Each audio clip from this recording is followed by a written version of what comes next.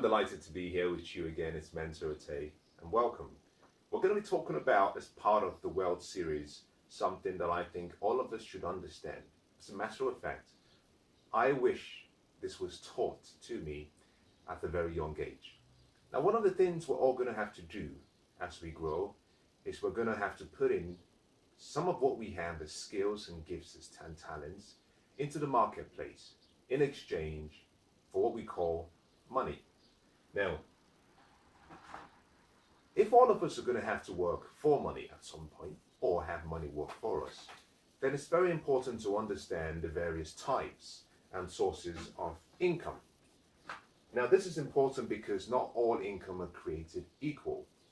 There's a pathway to wealth. There are two options you have. Number one, you can work for money. Number two, you can have money work for you. With the first option, we have roughly about 97% of the population work for money, which means we are servants to money. So money controls our thoughts, feelings, attitudes, character, and results. With the second option, we have only about 3% of the population that have money work for them. In this case, they are masters of money. Money works for them.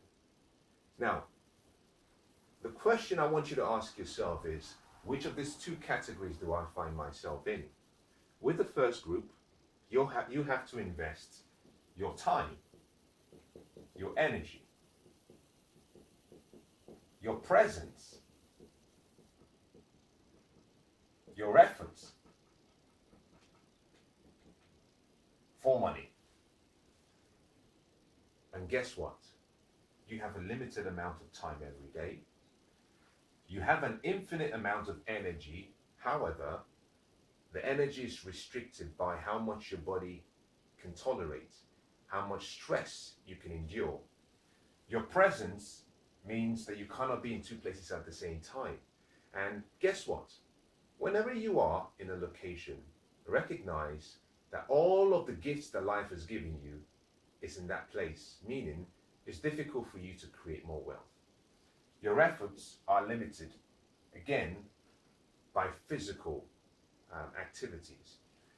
With the second option, what you can do is, this is where you create what we call multiple sources of income, where you have assets and you have investments that work for you, or you might even have a business and you use leverage, people, education, wisdom to create more money for you. Now, number two is where wealth is created. If you want to be wealthy, you must have money work for you, not the other way around. However, we all start from the bottom. Not all of us have been gifted with the opportunity to begin our journey through life with a lot of money. I started my journey working for money. Most of us will start the journey working for money. But the secret to wealth is you begin the journey, but you don't stay where you are. This means that you start as an individual working for money. You are the servant, money is the master. Over time, you want to reverse that role. That role is easily reversed if you have sound financial education, if you have good discipline, if you have a solid plan, if you have the right habits, if you have the right vision. With time, you can start to have money as your servant and you as the master. But to do this, considering that you start here, the first thing you must understand is, whilst you work for money, recognize that there are various types of income. All income sources are not equal. That piece of information alone can literally alter the course of any child's career. many of us are kind of encouraged to go to school, choose a profession, study, get a job and work as long as you can for other people. Very few parents and very few, adults, guardians sit a child down and say, rather than you work for someone else, why don't you work to create your own dreams? Why don't you work to build a company? Why don't you become a capitalist?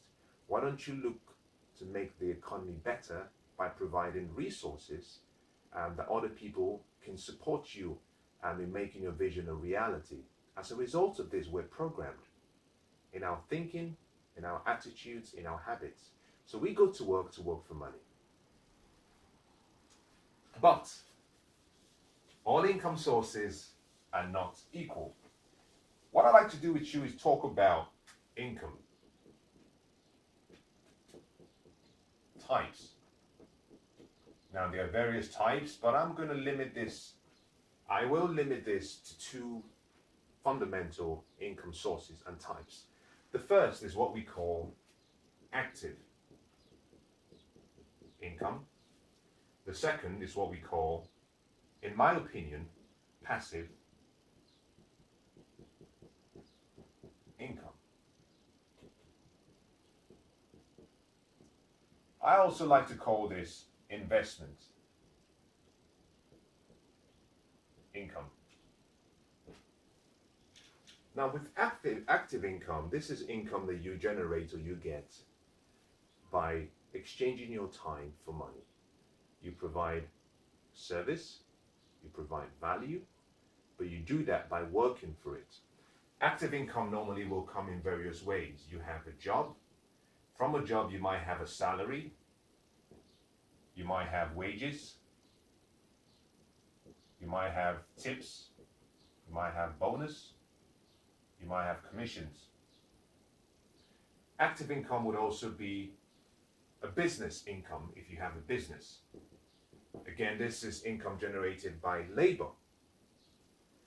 Passive or investment income, on the other hand, deal with what we call passive, and in some cases what is called portfolio income. This is income generated from assets. Now, with the first option, money is the master. With the second option, you are the master. Money works for you. Now, with passive and investment income, you have assets. Those assets work for you and they create an income for you. With passive or investment income, what you do is you focus all of your energy, all of your attention, all of your efforts in creating a business, in developing a bigger investment, and you look after that investment until it starts to produce an income. Very simple. I hope you understand. Now, we're all going to have to start with active income. Now, let me qualify that slightly and make a correction. The majority of us would have to start working for money. The important thing to remember is very quickly, as soon as you can, reverse the role and have money working for you. Now, the reason active income is the worst kind of income is because, number one, you have to exchange the most important gift you have, which is time. You have to also exchange everything you have in you, which is your presence. Think about this. You have an imagination that has no boundaries, and that imagination can create anything you want. In most cases, depending on the type of job you're doing, whilst you're working, it's difficult for your imagination to be creative and be creating things that can help you become wealthy. I'm not saying it doesn't happen. In addition to that, you have all of your higher faculties, intuition, perception, reason, all with you when you're working. So, in a job, you're limited. You have to apply all of your focus to the activity you're doing to make sure you do it well. And as a result of that, for every hour spent completely in focus, that represents an hour lost whereby you haven't been able to create something for you. The second reason why active income is quite not so attractive is the highest taxed income. With active income, in some locations, you will pay up to 50% in taxes. Now, in the UK, we have what we call a 45% tax bracket, or 40%, and it drops down. It's like a sliding scale. As you earn more, you pay more. On average, a higher taxpayer will pay up to 50% in taxes. Now, that 50% does not simply represent income taxes. It would include items such as VAT, value-added taxes, which is 20%. It would include perhaps things such as stamp duty tax if you buy property. It would include things such as other taxation if you inherit a property or something. There's so many taxation requirements that when you study what you're paying in taxes, what you find for higher taxpayers, you're paying almost 50%. Now imagine this. You work for 12 months in the year, and from January all the way up to the end of June, everything you earn goes to someone else. The balance from July to December is yours. That's not really smart, is it? On the other hand, if you were working and you had passive income working for you, and you were earning passive income, in many cases you can earn as little as zero if you're financially intelligent. If you know the rules of the game, you can earn and pay. You can earn as much as you want and pay as little taxes as you can. And this is not because you're doing something illegal. It's simply because the government provides incentives for people who have the entrepreneurial drive and who want to create jobs and provide housing and make the economy much stronger. So active income, number one, requires your presence. Number two, active income means you pay the highest taxes, which unfortunately means that you reduce the ability you have to invest. Now, with passive income, on the other hand, you can start to build wealth. So wealth is created through passive income, not active income. So the question you should have, or you should be asking, is, I understand all of what you've explained. I get it. What do I do? Now, if you have that question in your heart, that's a very smart question. What do you do? And what I like to give you is what I call a simple plan for wealth. And this plan can get you financially free, financially independent in less than 10 years. I've tried it. It works. One of the things I can promise you is you cannot lose with the stuff I use. Now think about this. What you have today represents all of the decisions and the actions you took from the past. Everything you own today has got you to where you are right now. My question to you is simply this. Whilst you may not agree with everything that I'm saying, or some of what I'm saying, why don't you try what I'm suggesting? If the knowledge, if the principles, if the steps, if the decisions, if the actions, if the habits you've used so far in the past has not got you to where you want to be, why don't you try what I'm suggesting? Just give it a try. You have nothing to lose. Now, if you want to be wealthy, if you want to move from working for money to having money work for you, you must apply a principle. I call this my 65-35 plan. Very simply put, means you will have to discipline yourself to live on no more than 65% of what you earn. This is for living. And the 35% you're going to have to invest. This is the pathway to wealth. I understand that 65% doesn't represent a lot. I'm not here to ask you to do something that I don't think is feasible. It's feasible. When I talk about this, most people ask the wrong question. They start to come up with thoughts and questions such as, it's impossible, I have too many bills, I have more responsibilities, and these are all wrong questions. You see, you have to ask yourself empowering questions, because the quality of your life is decided and determined by the quality of the questions you ask. The ancient scriptures says, ask. It says ask, but it expects you to ask intelligently. Although the scripture doesn't say ask intelligently, it recommends that you ask. But it goes on to say, ask and you will find.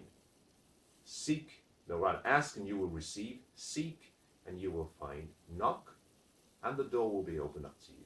Now understand something, that anything you ask for, that principle applies, good or bad. If you ask intelligently, you will find it. If you ask unintelligently, you will find it. Now the key lies in what you do with the 35%. My recommendation is simply this. 10% is for what we call active investment. Now this is where you take the money and you invest in something actively. 10% is for what we call passive investment. Now with the first one, you could be the one doing the investment yourself. With the second one, you could do this through a company. You can do this through others. So here you might decide to invest in stock, mutual funds, or any other investment choice, where you give your money to someone else and you say, I'm going to trust you to invest this for me. With the 10% left, you have that for what we call charity. And this is where you give away 10% of what you earn. This is important. Now most people say, well, I don't have enough to give. You don't need to have a lot to give. As a matter of fact, you cannot afford not to give. The reason is because receiving is tied to giving. Receiving is automatic. Giving is a choice. And this is what the ancient scriptures say. Give, and it will be given back to you. A good measure, pressed down, shaken together, and running over. It simply means that the more you give, you always receive much more. It's a law of life, like the law of gravity. The more you give, the more you will receive. Now the final part of this whole equation is what we call fun. This is where you allocate 5% of what you earn to yourself to live life the way you want to. You know, having to live on 65%, it's a burden in itself. And if you're going to be investing for the long term, the last thing you want to do is feel that life is not fun. Life is meant to be lived abundantly. And by becoming intentional, by setting aside 5% of what you earn to yourself, to spend on what you want, to keep you happy and excited, what you find is that it helps you maintain your focus. Now, what you'll notice from this is that you are investing 20% out of what you earn directly in an investment. Now, let's make that practical. I want to show you how simple this is. Because most people are thinking, I can't do it. Most people are thinking, I don't have what it takes. I'm going to conclude by giving you a good example. Let's assume that you earn £2,000 per month. That's your income. 10% of that is £200. £200 invested about 12 months is £2,400. Now let's assume that all you can do is invest 10%. Let's assume you cannot do the 65-35, you just cannot, but you can allocate 10% of your income towards investing. If you invested £200 in an investment that paid you 10% annual rate of return, in 40 years, paying £200 every single month, compounded, what you will have is roughly about 1.28 million. It will be something in that region, approximately. Now, can you imagine? All you've done is set aside £200, and in 40 years, assuming you started working when you were 20, by 60, you're a millionaire, a multi-millionaire. If you were to take this and invest it, directly in another investment, perhaps the same investment, and that investment paid you a 10% rate of return, this would mean that every single year you would get £128,000 as income, and you would still have the original investment. This is passive income. Can you see how easy it becomes to create wealth? Now, think about this. If on the other hand you decided, I think I can do this 65-35 plan, and I'm going to allocate the 20%. This would mean rather than £200, you would be investing £400 per month.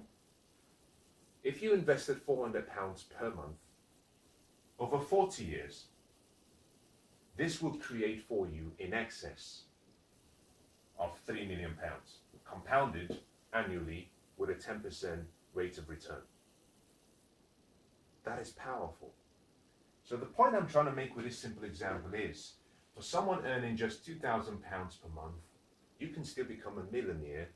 And I don't like to use that word because I think it's almost become like the new middle class word. It limits people from seeing the bigger picture. I like to use the word more living abundantly or being wealthy, because really it's not the amount, it's your lifestyle that decides whether you're wealthy and how long your wealth lasts for you. Now, I hope that's been useful. I hope that's provided you with an idea. Let me summarize by saying this. You must start to take a portion of your earned income, convert that to investments, and allow your investment assets to create wealth for you. With the wealth created, the income generated, the key, this is the key here now. This might be the most important thing I share with you. You take a portion of your income, you put it in an investment. The investment generates an income. We'll call this assets, we'll call this job. Job income, take a portion of it, in this case maybe 10%, put in an investment, it creates, you buy an asset, it gives you income from the assets. The key is for you to take the profits generated from the investments and reinvest.